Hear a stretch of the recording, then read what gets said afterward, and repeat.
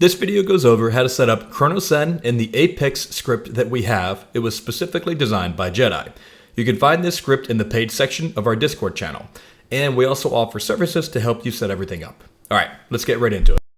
Okay, so now that you've downloaded the script from the pinned comments within our Discord, we're going to upload it into Zen Studios. Here's how we do that. You go to File, Open, and then wherever you saved it, for example, I have it saved in a folder on my desktop called Scripts. That's where you're going to find the file. It may be in your download folders, but depends on where you decided to save it to. Click on the one you want, which we're going for Apex, then hit Open. We're reloading the file because I was practicing this earlier. This right here, it'll bring you from Library over to Compiler, and this is the instructions right here for the script. Make sure you read all this. All right. Afterwards, if you read this and get a feel for it and what's going on, go to Programmer. Now in the Program tab, it's going to take you over to the game packs. These are the normal game packs. We're looking for our script. On the left-hand side, just underneath the word Zen, you'll see this thing right there that's called GPC Scripts. Click on that, and then you'll find Project Apex up here. Drag that down into your slot. And now your script is officially loaded onto your Zen once you hit the save button. Program the device, so now it's saved. After it does this little thing where it saves to the device, we'll move on and I'll show you how to adjust the values using your controller. Okay, let's go to the next part. Okay, so in this part of the video, I'm going to take you through how to set up your script by using your controller, which is the next step in all this. With your Cronus Zen, use the blue buttons to scroll over to the script that we just installed and uploaded from Zen Studio. This right here is for Apex. Now, using your controller, hold LT or left trigger, and then the 3 lines, I think that's the menu button. And as you can see, as soon as I held that and pressed, this popped right up. So here's what we're working with.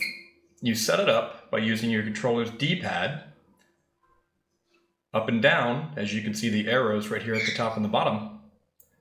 We'll turn that on with that style, standard, or progressive, and that is anti-recoil. You could also turn it off. So let's pick standard anti-recoil, specifically for our primary profile. Hit the A button, so just to recap, we went to anti-recoil, hit the D-pad twice, and then the A button once, and that will bring you into the anti-recoil section where you can then set the value of the gun that you're trying to use. Now in game, I play inverted look, so my values are going to be in the negative because we want it pulling in the negative.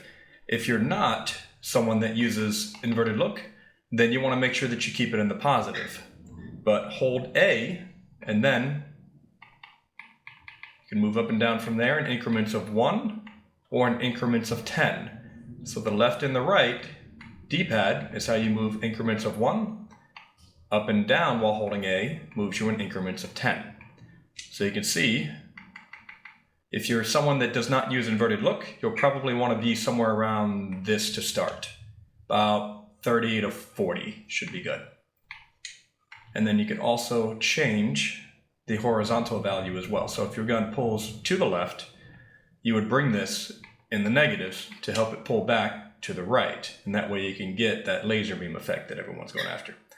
So to back out of this one, this is the anti-recoil, hit the B button. That's all saved. I didn't mean to back out of the script, by the way, so you see I still mess things up too. Going back into the script.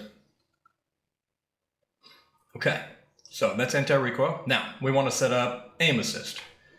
Burst fire is rapid fire. If you have a scout rifle or a gun that shoots one at a time, meaning per trigger pull, you could turn this on, and all you would have to do is hold down right trigger, RT, and it will just fire the gun as fast as the gun is capable of going.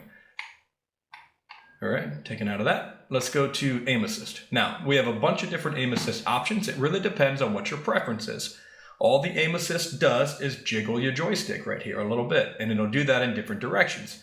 It'll go circular, it'll go side to side, which is my favorite. Sometimes it goes up and down, sometimes it goes in a triangle.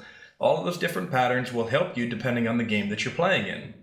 If you're playing Call of Duty, I recommend the one that goes in the triangle. This is my favorite one. That's why, well, not why, but this one's first, and this is my favorite. But if you go the other way, sticky is my secondary favorite. And then you can see you have all the different patterns that you can do with your thumbstick, joystick. Different patterns will result in different things. But I'm going to stick with Doom Eternal. That's my selection. To set it up, I press A. And as you can see, it's already got a preset value on there. That's good. 20 for radius. And we can move that up and down the same exact way. Hold the A button and then use your D-pad. And steps. They both do slightly different things. One of them has to do with when you're running around normally, if the controller is working, and the other is more like when you're aiming down sights. It helps you to have both of them slightly active in some way. So typically I'll just keep them even, 20 and 20. So radius at 20, steps at 20, but usually you want steps to be about half of radius. So if you're at radius 30, then steps would probably be good at 15. That's usually how the guy recommends it. I'm not sure exactly why, but I know that that is the most effective way of doing this. So, backing out, we saved. That's the long and the short of it. You guys will probably have to go through it and see what types of things you like. And it is in your best interest to get used to the script so that you can figure out exactly what you want to use in the game. So you see I have all these cool things like strafe mod, and all of these can be set up just like you see right there. So then, you know, dynamic sensitivity, for example, slider. There's a bunch of options in here. Auto ADS. Really cool stuff. You can even configure your dead zones. Crouch spam is a good one. That one was really popular in Destiny for a while. When you pull LT and fire, your guy will do the motion of crouching up and down. Sometimes it throws me off, but other times people find success with it, so it just depends.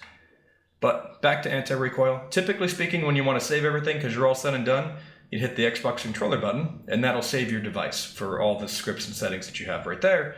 And then you're ready to practice and use these in your game.